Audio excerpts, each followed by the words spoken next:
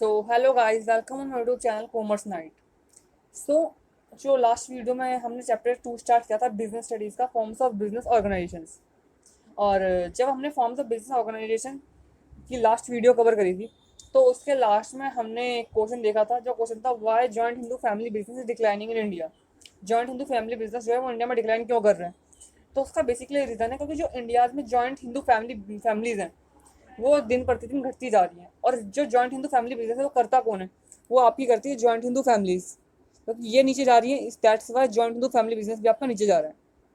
तो I think reason आपको clear हो गया होगा।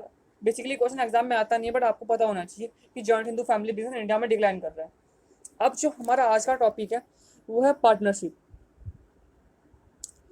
पार्टनरशिप आपने टर्म कई बार सुनी भी होगी डेली लाइफ में। और इसको हम थोड़ा सा स्ट्रक्चर्ड वे में आज डिस्कस करने वाले हैं। और सबसे पहले हम जानते हैं what is definition of partnership. Partnership की डेफिनेशन क्या है, फिर पार्टनरशिप होती क्या है।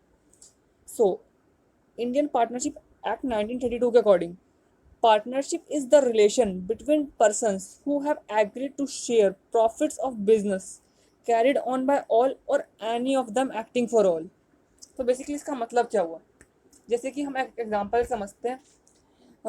ए और बी दो लोग इंडिविजुअल्स हैं जो मतलब एक बिजनेस करते हैं। लेट्स से वो एक क्लॉथ की शॉप ओपन करते हैं दोनों मिलके। और शॉप पे आप या तो प्रॉफिट अर्न करेगी या लॉस इनकर करेगी। तो दोनों प्रॉफिट और लॉस को एक पर्टिकुलर रेशियो में शेयर करते हैं। बेसिकली यही होती है आपकी पार्टनरशिप। मतलब दो इंडिविजुअल साथ में आए, बिजनेस ओपन किया, बिजनेस या तो प्रॉफिट अर्न करेगा या लॉस इनकर करेगा, और उस प्रॉफिट और लॉस को एक फिक्स प्रपोर्शन में शेयर कर लिया जो उन्होंने पहले से डिसाइड कर रखा था। तो बेसिकली यही होती है आपकी पार्टनरशिप। और यहाँ पे जो लाइन लिखी पड़ी है जो एंड में है, कैरिड ऑन बाय ऑल और any of them acting for all, का बेसिकली मतलब है या तो हो सकता है कि जैसे कि ए ने कैपिटल कंट्रीब्यूट कर दी।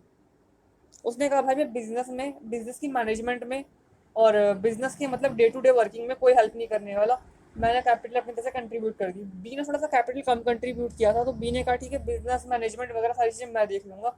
तो मतलब बी ही सारा काम कर रहा है एक तरीके से पार्टनरशिप का। तो यहाँ पे बी क्या है, बी सभी के बिहाफ, सभी पार्टनर मतलब ए और बी दोनों के बिहाफ पे काम कर रहा है। तो ये भी एक तरीके की पार्टनरशिप ही है। सो और जरूरी नहीं सिर्फ दो ही पार्टनर हो, दो से ज़्यादा हो सकते हैं। बट एक अमाउंट फिक्स है पार्टनर का जो इसको एक्सीड नहीं करनी चाहिए। अब वो क्या है, कितने नंबर ऑफ पार्टनर मैक्सिमम, वो अभी हम आगे डिस्कस करने वाले हैं। अब देखते हैं फीचर्स। डेफिनेशन क्लियर है तो फीचर्स समझने में आपको ज़्यादा दिक्कत नहीं होगी। फीचर्स भी मोर और लेस डेफिनेशन के अराउंड ही घूमते हैं। सबसे पहला फीचर है more than one person. Basically क्योंकि पार्टनरशिप क्या है, दो या दो से ज़्यादा इंडिविजुअल साथ आते तभी तो पार्टनरशिप फॉर्म बनेगी। अगर अकेला इंडिविजुअल काम कर रहा था वो सोल प्रोप्राइटरशिप है, वो तो पार्टनरशिप है ही नहीं। तो पार्टनरशिप के लिए कम से कम आपको मिनिमम दो पार्टनर चाहिए और मैक्सिमम 50 होने चाहिए। मैक्सिमम 50 हो सकते हैं। ये किसके अकॉर्डिंग, कंपनीज एक्ट 2013 के अकॉर्डिंग, जो read along with the companies miscellaneous rule 2014। तो इसके अकॉर्डिंग 50 पार्टनर मैक्सिमम है। ये 100 तक पहुंच सकते हैं अगर हम कंसर्न अथॉरिटी से परमिशन ले लेते हो, बट उससे ज़्यादा नहीं हो सकते। अब है आपका एग्रीमेंट। बेसिकली जो पार्टनरशिप है वो एक आउटकम होती है ओरल या रिटन एग्रीमेंट का। मतलब दो पर्सन आए, एक दूसरे से बातचीत करी, हाँ भाई हम बिजनेस शुरू करने वाले हैं, ओरली बात कर ली, तो ये भी एक तरीके का ओरल एग्रीमेंट हो गई। बट अगर इसी चीज़ को रिटर्न में रख लिया, रिटर्न में कर लिया, तो ये रिटर्न एग्रीमेंट है आपका। और रिटर्न एग्रीमेंट को हम पार्टनरशिप डीड भी कहते हैं, जो हम आगे डिस्कस करने वाले हैं इस वीडियो के अंदर। और थर्ड फीचर है पार्टनरशिप का, वो है आपका profit motive and sharing of profit.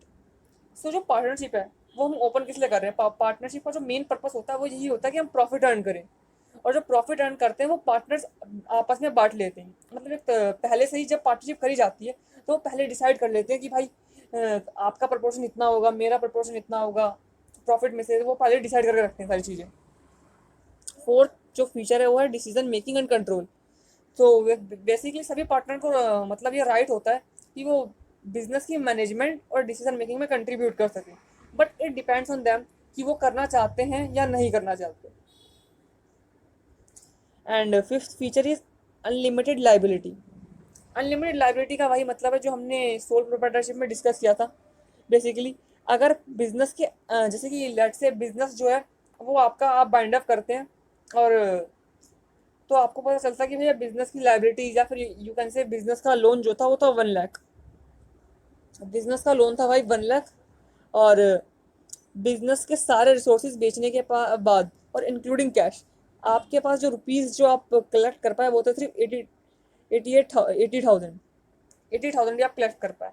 तो मतलब आपके पास 20,000 रुपये कम है, तो भैया पार्टनर्स अपने घर से लाएंगे 20,000 रुपये, और वो भी वो चीज़ वो पहले से डिसाइड कर रखते हैं। अगर 20 पैसे लाने पड़े बिजनेस में हमें एंड में जब बिजनेस डिजॉल्व होगा, तो हम सबका एक फिक्स प्रोपोर्शन होगा। वो पहले से डिसाइड कर देंगे ये बात भी कि भाई तुम्हें इतना कंट्रीब्यूट करना पड़ेगा और तुम्हें इतना कंट्रीब्यूट करना पड़ेगा, इस रेशियो में। एक फिक्स रेशियो होता है, उस रेशियो में वो लोग लेके आते हैं जब पार्टनरशिप फर्म डिजॉल्व होती है। सो अब देखते हैं हमारा सिक्स फीचर है पार्टनरशिप का, वो है आपका लैक ऑफ कंटिन्यूटी। अगर किसी पार्टनरशिप फर्म में किसी पार्टनर की अगर डेथ हो जाती है, या फिर वो इंसॉल्वेंट हो गया, या उस मतलब उसको किसी तरीके की प्रॉब्लम हो गई, किसी तरह की मेंटल प्रॉब्लम हो गई, मेंटल इलनेस, या फिर कोई भी दिक्कत हो गई, तो इसकी वजह से पार्टनरशिप फर्म हो जाती है डिजॉल्व, और पार्टनरशिप भी खत्म हो जा मतलब पार्टनरशिप भी आपकी हो जाती है खत्म। एक नई पार्टनरशिप अगर चाहे तो रिमेनिंग पार्टनर्स पार्टनरशिप को मतलब एक नए दिशा से शुरू कर सकते हैं, पर वो ओल्ड पार्टनरशिप नहीं रहेगी, वो ओल्ड पार्टनरशिप हो जाएगी आपकी खत्म। अगला है आपका प्रिंसिपल एजेंट रिलेशनशिप। प्रिंसिपल का यहाँ पे प्रिंसिपल एजेंट रिलेशनशिप का बेसिकली मतलब है, जैसे कि एक पार्टनर अगर बाहर वाल मतलब जब वो सोसाइटी से डील करता है on behalf of partnership firm, तो ना वो अपने सारे पार्टनर्स को रिप्रेजेंट कर रहा है। तो जो जो भी चीज़ वो करेगा उससे सारे पार्टनर्स बाइंड होंगे। जैसे कि उसने कुछ कहा कि हम आपको मतलब एक फलाना फलाना डेट पे आपको रॉ मटेरियल मतलब जैसे कि जो फर्म का काम है वो है रॉ मटेरियल सप्लाई करना, और वो किसी मतलब बाहर वाले आदमी से जो ऑर्डर करता है कि सामान को ऑर्डर करता है एक बाहर वाला आदमी से कि हम लेट से एक पार्टनरशिप फर्म है जिसमें 3 पार्टनर है, ए, बी और सी, और डी जो है बाहर का एक कॉन्ट्रैक्टर है। डी की मुलाकात हुई बी से, और डी ने ऑर्डर कर दिया कि भाई मुझे इतना इतना रॉ मटेरियल इतनी इतनी डेट पे चाहिए। बी ने कह दिया ठीक है। अब जो बी ने बात कही ना उससे ए और सी भी बाइंड होते हैं। यहाँ पे बी क्या है आपका प्रिंसिपल, और ए और सी क्या है एजेंट। तो मतलब अगर बी कुछ जो कुछ करेगा उसका इम्पैक्ट पार्टनरशिप फर्म पे भी पड़ेगा। अल्टीमेटली ये इट मीन्स अदर पार्टनर्स पे भी इसका इम्पैक्ट पड़ेगा। बट क्या बी हो सकता है बी ने बात करी हो, ए ने बात करी हो, तो यहाँ पे ए प्रिंसिपल हो जाएगा और बी और सी हो जाएंगे आपके एजेंट। तो मतलब सारे पार्टनर्स एक दूसरे के साथ प्रिंसिपल एजेंट रिलेशनशिप होल्ड करते हैं एक पार्टनरशिप फर्म के अंदर। सो ये फीचर भी आपको क्लियर हो गया होगा, और इस फीचर्स के साथ ही आप हमारे सारे फीचर्स खत्म होते हैं पार्टनरशिप के, और अब हम बढ़ते हैं मैरिट्स की तरफ कि पार्टनरशिप फर्म की मैरिट्स क्या है, फ़ायदे क्या हैं पार्टनरशिप फर्म के। तो पहला है भैया age of formation and closure. माना इसमें जो लीगल फॉर्मेलिटीज़ हैं वो सोल प्रोप्राइटर से थोड़ी सी ज़्यादा है, बट उतनी भी ज़्यादा नहीं है, मिनिमल है, लगभग इसमें मिनिमल ही है। तो उतनी दिक्कत होती नहीं है पार्टनरशिप फर्म को फॉर्म करने में। तो without any legal formalities you can easily form a partnership firm. और लार्ज फाइनेंशियल रिसोर्सेज, डेफिनेटली इसके अंदर आपके पास सोल प्रोप्राइटरशिप से तो ज़्यादा मतलब पैसा अवेलेबल होगा, फाइनेंशियल रिसोर्सेज ज़्यादा होंगे आपके पास, क्योंकि वहाँ पे एक इंडिविजुअल कंट्रीब्यूट कर रहा था, और यहाँ पे बहुत सारे इंडिविजुअल्स मिलके कंट्रीब्यूट कर रहे हैं। बैलेंस डिसीजन, क्योंकि एक अकेला इंडिविजुअल यहाँ पे डिसीजन नहीं लेता, सारे पार्टनर्स बैठते हैं, टॉपिक को डिस्कस किया जाता है कि ये टॉपिक है, ये इस बात पे हमें सभी अपने अपने आइडियाज़ देते हैं, सारे बैठ के डिस्कस करते हैं, सारे उसके फ़ायदे नफ़ा नुकसान सारी बातें एक साथ डिस्कस करते हैं, सारी बातें सामने रख देते हैं, फिर एक फाइनल डिसीजन लिया जाता है। फोर्थ मेरिट है आपकी रिस्क शेयरिंग। अब यहाँ पे पार्टनरशिप फर्म में काफ़ी सारे लोग मिलकर काम करते हैं, और वो प्रॉफिट और लॉस भी बिजनेस का शेयर करते हैं। तो डेफिनेटली अगर बिजनेस में अगर लॉस होता है तो सारे पार्टनर्स जो है मिलकर बर्डन मतलब बियर करेंगे, ऐसा नहीं कि इंडिविजुअल बियर करने वाला है। तो इससे थोड़ा सा एक इंडिविजुअल पे स्ट्रेस भी कम होता है, और उसका जो बर्डन है वो भी कम कर देता है ये। फिफ्थ फीचर आपका सिक्रेसी। अब पार्टनरशिप फर्म पे भी मतलब ऐसी कोई लीगल लीगल फॉर्मेलिटी नहीं है उसके लिए कि वो अपने अकाउंट्स को पब्लिकली पब्लिश करें। तो जब लीगल फॉर्मेलिटी नहीं है तो डेफिनेटली पब्लिकली पब्लिश नहीं करती है, पब्लिकली पब्लिश नहीं करती है, तो जितनी भी जो बिजनेस के अंदर की बातें हैं वो सिर्फ पार्टनर्स को ही पता होती है और किसी बाहर वाले को नहीं पता होती। तो यहाँ पे सेक्रेसी मेंटेन रखी जा सकती है और यू कैन से कॉन्फिडेंशियल इन्फॉर्मेशन जो है बिजनेस की वो अंदर ही रहेगी। अब डीमेरिट्स। अब डीमेरिट्स क्या है इसकी? पार्टनरशिप फर्म के हमने फायदे देख लिए और नुकसान क्या है पार्टनरशिप फर्म के। हमने ऊपर कहा था भैया इसमें तो सोल प्रॉपर्टीज पे ज़्यादा रिसोर्सेज होते हैं, तो फिर यार लिमिटेड रिसोर्सेज वाली बात हमने क्यों लिख रखी है? माना सोल प्रॉपर्टीज से ज़्यादा होते हैं, बट यहाँ पे ये बात भी तो ध्यान देने वाली है कि पार्टनर्स आपके पास जो मैक्सिमम पार्टनर्स है वो भी फिक्स है। अगर आपको मैक्सिमम पार्टनर्स की लिमिट आप रीच कर गए, उसके बाद भी आपको और पैसा चाहिए तो वो आप नहीं ला सकते। तो क्या होगा, ये भी एक लिमिटेशन ही है यहाँ पे, इसलिए हमने लिखा रखा limited resources. Unlimited liability. Partnership firm में सभी पार्टनर्स की जो लाइबिलिटी होती है वो अनलिमिटेड होती है, और अनलिमिटेड लाइबिलिटी का हमने मतलब ऊपर डिस्कस कर लिया था, तो यहाँ पे मुझे लगता नहीं रिपीट करने की जरूरत है। अब हम पढ़ते हैं थर्ड फीचर की तरफ, लैक ऑफ कंटिन्यूटी। वही जो पीछे हमने फीचर्स में ही बात करी थी, लैक ऑफ कंटिन्यूटी, या फिर यू कैन से जो पार्टनर की डेथ की वजह से, या फिर पार्टनर के मतलब पार्टनर थोड़ा सा मतलब उसका मेंटल स्टेट मेंटली अनस्टेबल हो गया, या फिर मेंटली इल हो गया, या फिर इंसॉल्वेंट हो गया, या फिर किसी भी रीज़न की वजह से एक पार्टनर जो है पार्टनरशिप फर्म से चला गया, तो इसका मतलब क्या, पार्टनरशिप जो होगी वो डिजॉल्व हो गई। तो लैक ऑफ कंटिन्यूटी और यू कैन से स्टेबिलिटी नहीं होती इसके अंदर, अनस्टेबल होती है partnership firm. Lack of public confidence, क्योंकि आप अपने अकाउंट्स को पब्लिकली पब्लिश नहीं कर रहे, और जब पब्लिकली आप अपने अकाउंट्स को पब्लिश नहीं कर रहे तो जनता को विश्वास नहीं है कि भाई हाँ जो आप बात बोल रहे हो वो सही है। आप जाके बोल दो जनता में कि भाई हमने अच्छा खासा प्रॉफिट कमाया, या फिर बैंक को जाके बोल दो, क्या बैंक आपको लोन दे देगा? नहीं, बैंक ऐसा लोन नहीं देगा आपको। कोई भी इंस्टीट्यूशन या कोई या फिर जनरल पब्लिक भी आप पे विश्वास नहीं करेगी तब तक जब तक आप उनको अपने अकाउंट नहीं दिखाओगे, कि आप उनको शो नहीं करोगे हाँ भाई प्रॉफिट अर्न कर रही है। तो पब्लिक का कॉन्फिडेंस मतलब उतना रहता नहीं है पार्टनरशिप फर्म्स पे जनरली, क्योंकि वो पार्टनरशिप फर्म्स जो अपने अकाउंट्स को पब्लिकली पब्लिश नहीं करती, अपनी जो कॉन्फिडेंशियल इन्फॉर्मेशन है उसको मतलब बाहर नहीं मतलब जनता को सामने नहीं रखती है। जो अंदर की बात है वो अंदर ही रहती है। अब आपका जो फिफ्थ डीमेरिट है वो है आपकी लैक ऑफ हारमोनी। अब क्योंकि पार्टनरशिप फर्म में कई सारे पार्टनर हैं और हर पार्टनर के अपने आइडियाज़ हैं, ओपिनियन है, थॉट्स हैं, और क्योंकि सभी पार्टनर्स के अपने आइडियाज़, ओपिनियन, थॉट्स हैं, कभी ना कभी भाई एक दूसरे का टकराव भी होगा, और जब ये टकराव होता है तो थोड़ी बहुत मतलब दिक्कतें होती है पार्टनरशिप फर्म के अंदर। और बट जितना जल्दी इन दिक्कतों को रिजॉल्व कर लिया जाए उतना बेटर है, क्योंकि हो सकता है अगर इन दिक्कतों को रिजॉल्व नहीं किया जाए तो ये पार्टनरशिप के मतलब डिसोल्यूशन का कारण भी बन जाती है। अब यहाँ पे हमने एक बात लिख रखी है, जब तक आपका बिजनेस मीडियम साइज का है, पार्टनर्स के बीच म्यूचुअल ट्रस्ट या फिर अंडरस्टैंडिंग है, बिजनेस की ठीक ठाक गुडविल है, तब तक तो भैया partnership form of business organisation एकदम बेस्ट है। और बेसिकली ऐसा कौन सी होटल्स एक इंडिविजुअल नहीं खोलते, दो तीन लोग मिलकर खोलते हैं। फैक्ट्रीज ऑफ मिडिल लेवल, दो लोगों ने टाइम अप किया और फैक्ट्री खोल ली, तब तक तो बिल्कुल ठीक है। बट जब इन लोगों के बीच डिस्प्यूट हो जाते हैं या फिर बिजनेस को एक्सपेंड या ग्रो करना पड़ता है तो partnership form of business organisation चल नहीं पाता। तो या तो आपको जॉइंट स्टॉक, तो आपके पास चॉइस होती है जॉइंट स्टॉक कंपनी की तरफ शिफ्ट करने की, और जॉइंट स्टॉक कंपनी के बारे में हम बाद में डिस्कस करेंगे। अब पार्टनरशिप फर्म हमने पार्टनरशिप के मीनिंग को देख लिया, उसके फीचर्स देख लिए, मेरिट देख लिए, डिमेरिट्स देख लिए। अब हम देखते हैं types of partner. Types of partner सबसे पहले on the basis of duration देखने वाले हम।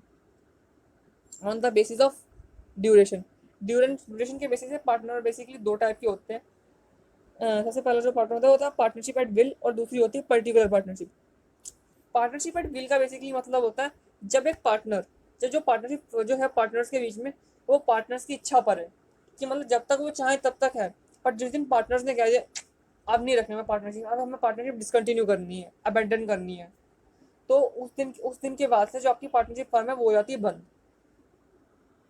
बेसिकली यही है यहाँ पे, this type of partnership exist at the will of partners and continue for unlimited time. Unlimited time तक कंटिन्यू, बट जिस दिन पार्टनर ने कह दिया भाई अब राम राम, एक दूसरे को कह दिया, तो भैया उस दिन बंद हो जाएगी पार्टनरशिप फ्रॉम आपकी। उसके बाद आती है आपकी सेकंड जो टाइप है on the basis of duration, वो है पर्टिकुलर पार्टनरशिप। पर्टिकुलर पार्टनरशिप किसी पर्टिकुलर प्रोजेक्ट के लिए होती है, या फिर पर्टिकुलर प्रोजेक्ट जो या फिर किसी जैसे कि मान लो एक हाईवे प्रोजेक्ट दो कॉन्ट्रैक्टर्स उन्होंने मिलकर लिया, ए और बी ने, और क्योंकि हाईवे प्रोजेक्ट हो गया कंप्लीट, उस हाईवे प्रोजेक्ट के बाद भैया पार्टनरशिप हो जाएगी आपकी बंद, यानी डिसॉल्व हो जाएगी। This type of partnership is form for specified objective and come to an end after accomplishment of objective. Objective achieve हुआ भैया, फिर उसका पार्टनरशिप जो फॉर्म है वो आपकी डिसॉल्व हो जाती है। अब classification on the basis of liability. Liability के बेसिस पर भी हम पार्टनरशिप को डिवाइड कर सकते हैं, अगर जनरल पार्टनरशिप और second type of partnership limited partnership. Limited partnership is different from general, मतलब जो ऑब्वियस जनरली हमने जो पार्टनरशिप देखी है उससे थोड़ी डिफरेंट होती है लिमिटेड पार्टनरशिप। जनरल पार्टनरशिप जो हम नॉर्मल पार्टनरशिप अभी तक हम पढ़ते हैं, जैसे कि लाइबिलिटी सारे पार्टनर्स की जॉइंट लिमिटेड है और जॉइंट है, यहाँ पे ऐसा नहीं। यहाँ पे एक पार्टनर जो है उसकी लाइबिलिटी जो है वो होती है अनलिमिटेड, बाकी सब चीज़ जो होती है वो होती है लिमिटेड। एक तरीके से जो हमने जॉइंट हिंदू फैमिली बिजनेस में बात पड़ी थी कि कर्ता की लाइबिलिटी अनलिमिटेड, बाकी सबकी लाइबिलिटी लिमिटेड, वैसे इस वाली लिमिटेड पार्टनरशिप में भी होता है। अब जनरल पार्टनरशिप में हर पार्टनर के पास राइट है भाई वो जाए बिजनेस की मैनेजमेंट में पार्ट कर ले, बट जो लिमिटेड पार्टनरशिप है उसमें ऐसा नहीं होता, सभी के पास ये राइट नहीं है। अब जनरल पार्टनरशिप रजिस्ट्रेशन जो है भैया ऑप्शनल है, पर लिमिटेड जो पार्टनरशिप है उसमें रजिस्ट्रेशन है भैया आपकी कंपलसरी। फोर्थ, जो फोर्थ डिफरेंस है जनरल पार्टनरशिप और लिमिटेड पार्टनरशिप के बीच में, तो वो है भैया जो जनरल पार्टनरशिप में अगर एक पार्टनर की भैया डेथ हो जाती है, या फिर वो मेंटली इल हो गया, या इंसॉल्वेंट हो गया, या रिटायर हो गया, तो भैया पार्टनरशिप आपकी हो जाती है डिसकंटिन्यू, अबैंडन, या फिर डिसॉल्व हो जाती है। बट वहीं पर लिमिटेड पार्टनरशिप में ऐसा नहीं होता। अगर किसी पार्टनर की जिसकी लाइबिलिटी लिमिटेड है उसकी डेथ हो गई, या वो मेंटली इल हो गया, इंसॉल्वेंट हो गया, रिटायर हो गया, उससे भैया पार्टनरशिप को फर्क नहीं पड़ता, पार्टनरशिप चलती रहती है। सो आपको on the basis of duration clear हो गया होगा, on the basis of liability clear हो गया होगा। अब हम बढ़ते हैं और बेटर तरीके से हम पार्टनर्स हैं उनका हम टाइप देखने वाले हैं, और जितने टाइप्स के पार्टनर होते हैं हम उन सबको हम देखने वाले हैं। और जो ये डिफरेंस है जो हम आगे देखने वाले हैं वो बहुत इंपॉर्टेंट है, तो इस चीज़ को तो बहुत ध्यान से सुनना आप लोग। सबसे पहले जो है आपके सबसे पहले जो पार्टनर है वो है एक्टिव पार्टनर। एक्टिव पार्टनर जो बिजनेस में कैपिटल कंट्रीब्यूट करे और साथ साथ बिजनेस के मैनेजमेंट में भी पार्ट ले, वो होता है आपका एक्टिव पार्टनर। ये प्रॉफिट लॉस शेयर करता है और इसकी लायबिलिटी होती है अनलिमिटेड। अब दूसरा स्लीपिंग है डोरमेंट पार्टनर। स्लीपिंग का डोरमेंट पार्टनर कैपिटल कंट्रीब्यूट तो करता है, बट कहता है कि भाई मैं बिजनेस की मैनेजमेंट में पार्ट नहीं लेने वाला, बिजनेस की मैनेजमेंट में पार्ट नहीं लेने वाला। और क्योंकि उसने कैपिटल कंट्रीब्यूट करे तो वही प्रॉफिट लॉस शेयर करता है, इसकी लायबिलिटी भी होती है अनलिमिटेड। सीक्रेट पार्टनर, जो सीक्रेट पार्टनर होता है वो कैपिटल कंट्रीब्यूट करता है, बट उसकी शर्त ये होती है कि वो जनरल पब्लिक को नहीं पता चलने देता कि वो बिजनेस का पार्टनर है। जनरल पब्लिक को पता नहीं होता कि भाई वो बिजनेस का पार्टनर है, एवन तो ही और she is a partner of business. और ये मैनेज बिजनेस की मैनेजमेंट में पार्टिसिपेट करता है और ये प्रॉफिट लॉस शेयर करता है, इसकी लायबिलिटी भी होती है अनलिमिटेड। अब पार्टनर बाय स्टॉपल, ये थोड़ा सा समझने वाला है, समझते हैं इसको। ये कैपिटल कंट्रीब्यूट नहीं करता, बट अपने कंडक्ट या फिर वर्ड से शो करने की कोशिश करता है सामने वालों को कि भाई वो बिजनेस का पार्टनर है, जैसे। और वो बिजनेस की मैनेजमेंट में भी पार्टिसिपेट नहीं करता और ना वो प्रॉफिट लॉस शेयर करता, बट इसकी लायबिलिटी भी होती है अनलिमिटेड। अब समझते हैं, जैसे कि दो दोस्त थे, ए और बी। बी जो था ना एक पार्टनरशिप फर्म में था सीओडी के साथ।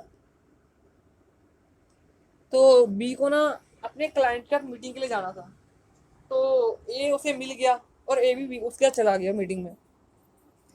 अब सामने क्लाइंट था ई और उसकी कंपनी के लोग मिले, बातचीत हुई, बी को कहा उन्होंने बी ने तो ज़्यादा बातचीत करी नहीं, ए गया और ए ने तो भाई बिल्कुल एकदम धमाकेदार स्पीच वगैरह दी, सामने वाले लोगों को इम्प्रेस और कॉन्ट्रैक्ट बिजनेस के साथ कॉन्ट्रैक्ट में एंटर कर लिया। कॉन्ट्रैक्ट में एंटर किसकी वजह से किया था? ए की वजह से, क्योंकि ए की बातों से वो बहुत ज़्यादा इम्प्रेस हो गए, उन्होंने लगा कि भाई ए भी बिजनेस का पार्टनर है, और ए ने बिहेव भी जैसा ही किया वहाँ पे। और ए, क्योंकि ए ने मतलब बिहेव ऐसा किया तो सामने वाले को लगा वो बिजनेस का पार्टनर है, तो ऐसी सिचुएशन में ए को क्या कंसिडर किया जाएगा? पार्टनर बाय स्टॉपल, क्योंकि उसने अपने वर्ड्स या कंडक्ट से कुछ ऐसा शो करा सामने वाले को कि सामने वाले को लगा कि भाई वो बिजनेस का पार्टनर है। अब बढ़ते हम partner by holding out.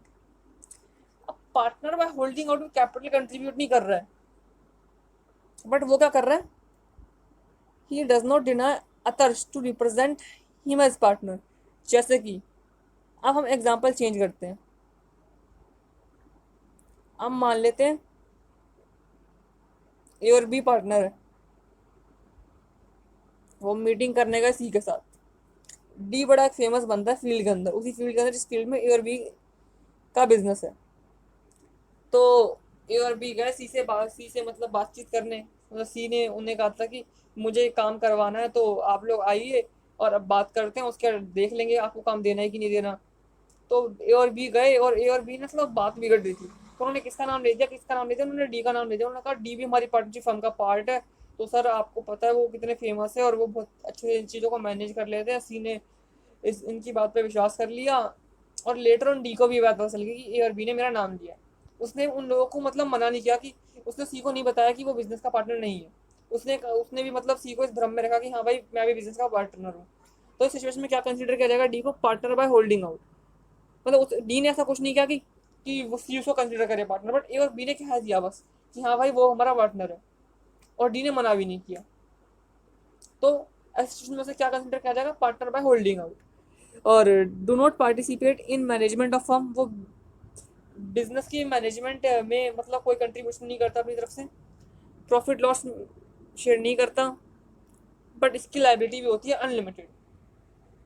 But D को बाद में से कि मान लो हमने केस लिया, ए और बी ने मतलब सी कहा कि भाई डी हमारा पार्टनर है, बट जैसे डी को पता चला, डी ने निकाल दिया एक लीगल नोटिस कि मैं इनका पार्टनर नहीं हूँ, मैं इनका पार्टनर नहीं हूँ। तो भाई यहाँ पर डी की लाइबिलिटी हो जाती है, डी की कोई लाइबिलिटी भी नहीं रहती, और ना डी रहता पार्टनर बाय होल्डिंग आउट, तो उसने लीगल नोटिस निकाल दिया है कि भाई मैं ए और बी का पार्टनर, जो ए और बी जो पार्टनरशिप फर्म चला रहे हैं उसका पार्टनर मैं नहीं हूँ।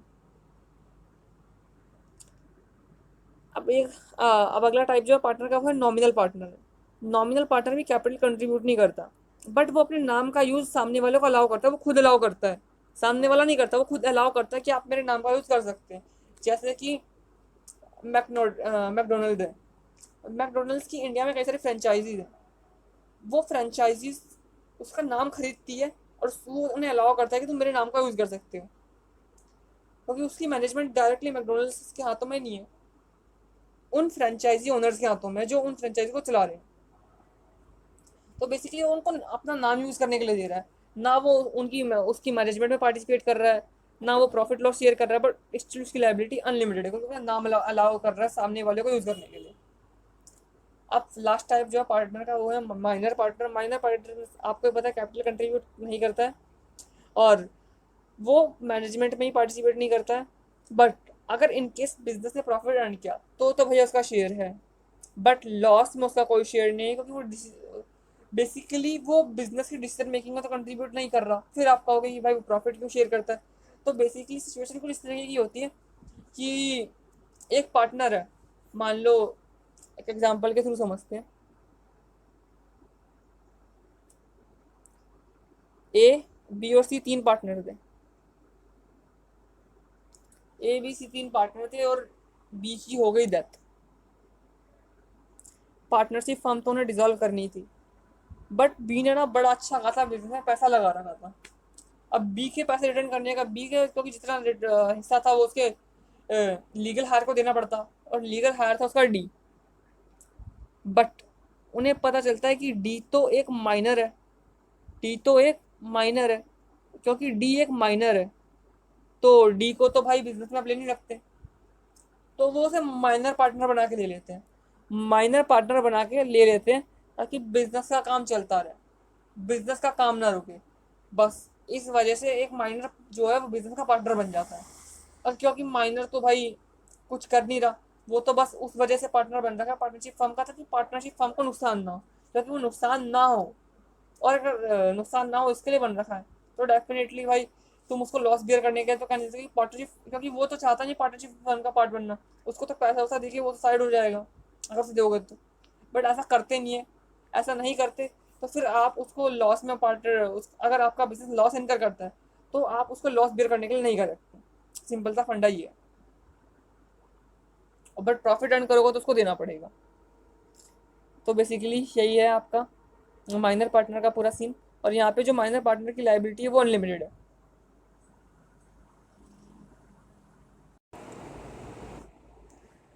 सो गाइस अब हम देखने वाले हैं पार्टनरशिप डीड के बारे में कि पार्टनरशिप डीड होती क्या है। सो बेसिकली जब पार्टनर्स एक रिटर्न एग्रीमेंट करते हैं जिसमें पार्टनरशिप की टर्म्स एंड कंडीशन मेंशन होती है, उसी को हम पार्टनरशिप डीड कह देते हैं। बेसिकली पार्टनरशिप डीड के अंदर कंटेंट क्या क्या होते हैं वो देख लेते हैं। सबसे पहला होता है name and address of firm, name and address of partners, duration of partnership, scope of business, contribution of capital by partners, profit and loss ratio, terms relating to salaries, drawing, interest on capital, interest on drawing of partners, duties and obligations of partners, terms governing admission, retirement and expulsion of power, methods for solving disputes, valuation of goodwill। मतलब basically काफ़ी सारी चीज़ें content के तौर पर partnership deed में रखी जाती है। बेसिकली ये वो चीज़ें होती है जो पार्टनरशिप से रिलेटेड बहुत इंपॉर्टेंट चीज़ें होती है, जो जब पार्टनरशिप में एंटर करते हैं तो वो उन चीज़ों के बारे में सबसे पहले बात करते हैं। सो बेसिकली ये होती है आपकी पार्टनरशिप डीड, जो रिटर्न एग्रीमेंट पार्टनर्स के बीच में होता है related to terms and condition of partnership. अब क्या पार्टनरशिप डीड होना कंपलसरी है? नहीं, ये जो रिटर्न पार्टनरशिप डीड होना हर पार्टनरशिप में कंपलसरी नहीं है, इट इज़ ऑप्शनल।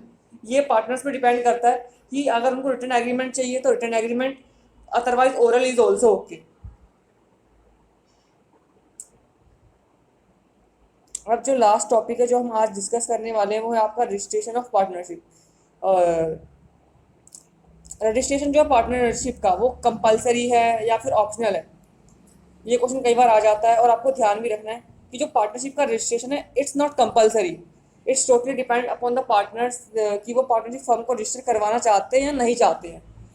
बट ये हमेशा एडवाइजेबल है कि जब पार्टनर्स जो है पार्टनरशिप फर्म को रजिस्टर करवा लें, क्योंकि इसके कई सारे बेनिफिट्स होते हैं। और वो बेनिफिट्स हैं आपके, सबसे पहला बेनिफिट ये मिलता है। सबसे पहले नुकसान देख लेते हैं, नुकसान से आपको अपने आप बेनिफिट्स क्लियर हो जाएंगे। सबसे पहले नुकसान क्या है कि एक पार्टनर एक अनरजिस्टर्ड फर्म का केस फाइल नहीं कर सकता, दूसरे पार्टनर के अगेंस्ट और फर्म के अगेंस्ट केस फाइल नहीं कर सकता। वैसे एक फर्म फाइल केस नहीं कर सकती थर्ड पार्टी के अगेंस्ट, और फर्म फाइल केस नहीं कर सकती पार्टनर के अगेंस्ट। तो जितने भी हमने यहाँ पे नुकसान देख लिए कि अगर पार्टनरशिप रजिस्टर्ड नहीं होगी तो ये नुकसान है, और अगर रजिस्टर्ड होगी तो ये सारे नुकसान आपको नहीं होंगे। तो आई थिंक ये बात आपको क्लियर हो गई होगी।